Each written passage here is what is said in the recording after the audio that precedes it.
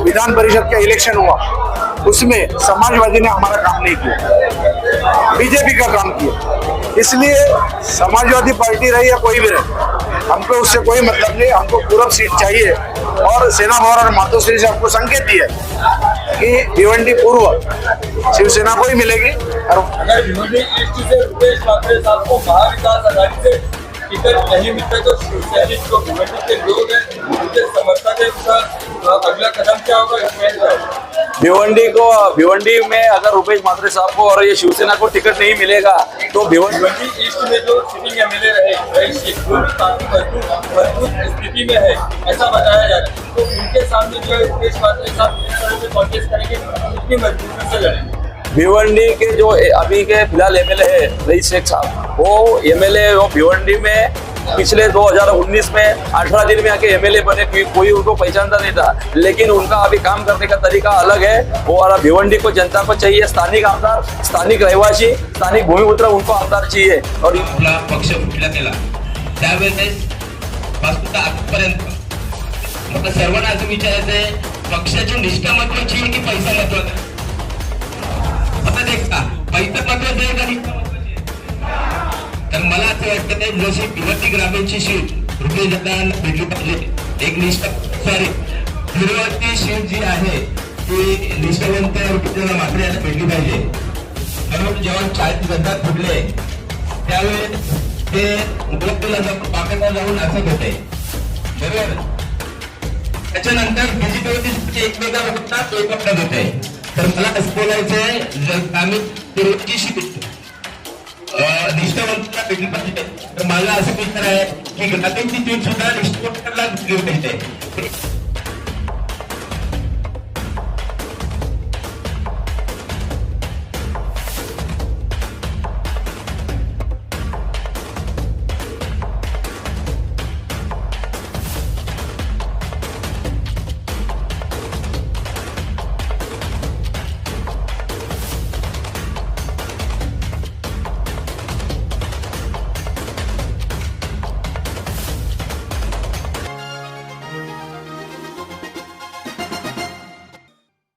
या शिवसेना भवन में काफी सारे जो है शिवसैनिक जमा थे, क्या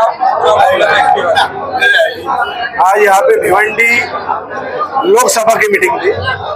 जो प्रमुख पदाधिकारी थे वो शाहपुर से आए थे, वाड़ा से आए थे, मुरबाड, कल्याण पश्चिम, कल्याण ग्रामीण और भिवंडी पूर्व पश्चिम और ग्रामीण से आए थे। आज का मुद्दा यही था कि 1 महीने के बाद 20 तारीख को जब इलेक्शन आएगा और 23 तारीख को जब नतीजे आएंगे तो महाविकास आघाड़ी निश्चित ही इस सत्ता पे आ जाएगी। इसलिए लोगों में जोश है और उत्साह। सर, एक्स एमएलए रुपेश मात्रे साहब को क्या महाविकास आघाड़ी से टिकट मिलेगा भिवंडी से? विषय ऐसा है कि हमारे जो सांसद है, माजी सांसद और शिवसेना के सचिव विनायक जी राउत 15 दिन पहले यहाँ आए थे। उन्होंने सभी कार्यकर्ताओं को समझाया कि पूरब की सीट आपकी पक्की है। क्यों? क्योंकि इंडिया आघाड़ी में समाजवादी पार्टी थी, महाविकास आघाड़ी में समाजवादी है नहीं। ये उन्होंने हमको बताया और हमको भी मालूम है कि जो विधान परिषद का इलेक्शन हुआ उसमें समाजवादी ने हमारा काम नहीं किया, बीजेपी का काम किया।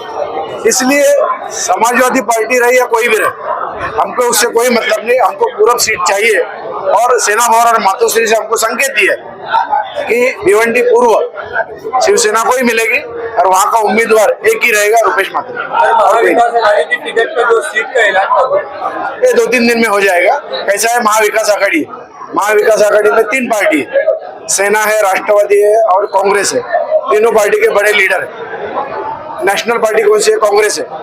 राष्ट्रवादी और ये शिवसेना प्रादेशिक पार्टी है, उनको भी राहुल गांधी के साथ चर्चा करना पड़ता है। इसलिए जो कोर कमेटी है, कोर कमेटी में संजय राउत साहब है, हमारे पटोले साहब है और जयंत पाटिल साहब है, तो ये तय करेंगे ना कौन सी सीट। यानी जो हरियाणा में प्रॉब्लम हो गया कि आपको टिकट नहीं दिया, इसलिए जो प्रॉब्लम होगा तो आपने समंजस की भूमिका ली कि महाराष्ट्र और झारखंड में मैं चुनाव नहीं लड़ूंगा क्योंकि वोटर का फूट नहीं होना चाहिए।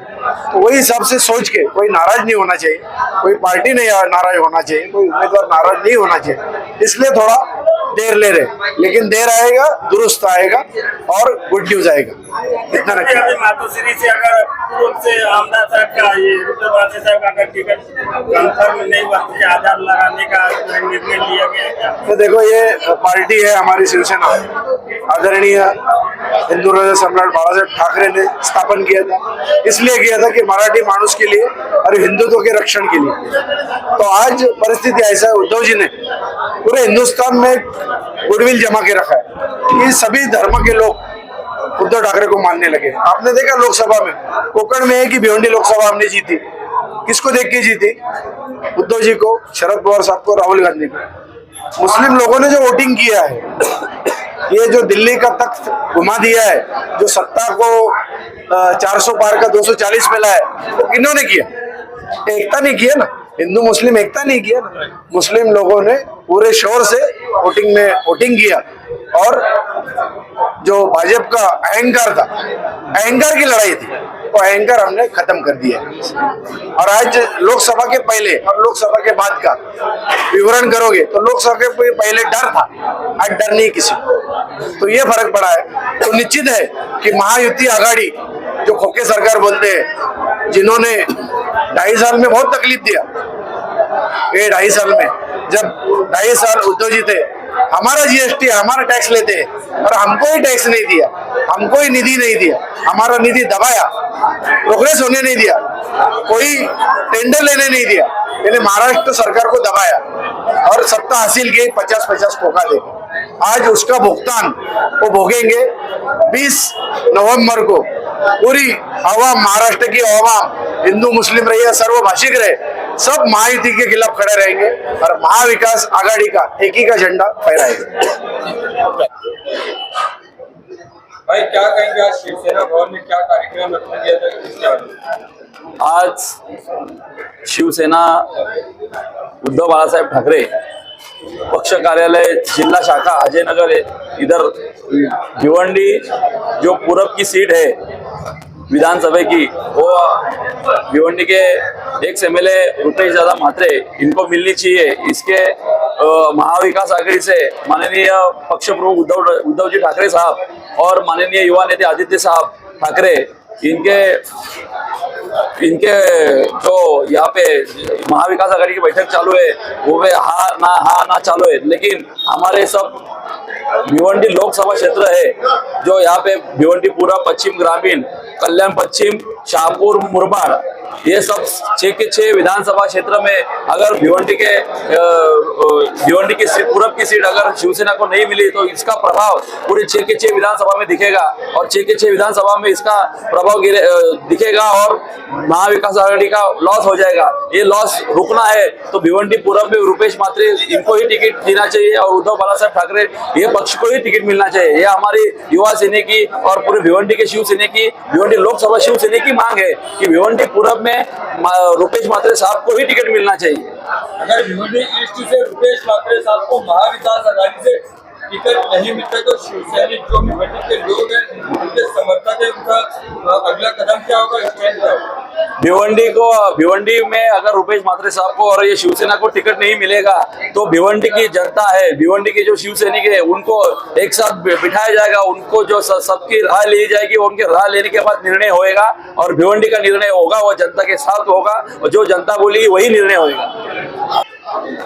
भाई भिवंडी ईस्ट में जो सिटिंग एमएलए रहे रईस शेख, वो भी काफी मजबूत स्थिति में है, ऐसा बताया जा रहा है। तो उनके सामने जो है रुपेश म्हात्रे साहब किस तरह से कॉन्टेस्ट करेंगे, कितनी मजबूती से लड़ेंगे? भिवंडी के जो अभी के फिलहाल एमएलए है रईस शेख साहब, वो एमएलए वो भिवंडी में पिछले 2019 में 18 दिन में आके एमएलए बने, कोई उनको पहचानता नहीं था, लेकिन उनका अभी काम करने का तरीका अलग है। और भिवंडी को जनता को चाहिए स्थानिक आमदार, स्थानिक रहवासी, स्थानिक भूमिपुत्र, उनको आमदार चाहिए और यही आमदार हो भिवंडी पूर्व को रुपेश म्हात्रे ही आमदार चाहिए। इसलिए भिवंडी के कांग्रेस हो, राष्ट्रवादी शरद पवार हो और शिवसेना उद्धव बालासाहेब ठाकरे, ये तीनों पक्ष को भिवंडी में ही रुपेश म्हात्रे ही आमदार चाहिए। भिवंडी में 10 साल रुपेश म्हात्रे साहब आमदार रह चुके हैं। उन्होंने भिवंडी में एकता अखंडता का परिचय दिया है और भिवंडी में 10 साल में उन्होंने पूरे भिवंडी शहर को और भिवंडी ग्रामीण को, भिवंडी लोकसभा क्षेत्र को संभाल के रखा है। इसलिए पूरी दावेदारी हमारी भिवंडी पूर्व पे शिवसेना उद्धव बालासाहेब ठाकरे पक्ष की है और माननीय आमदार रुपेश म्हात्रे साहब की है।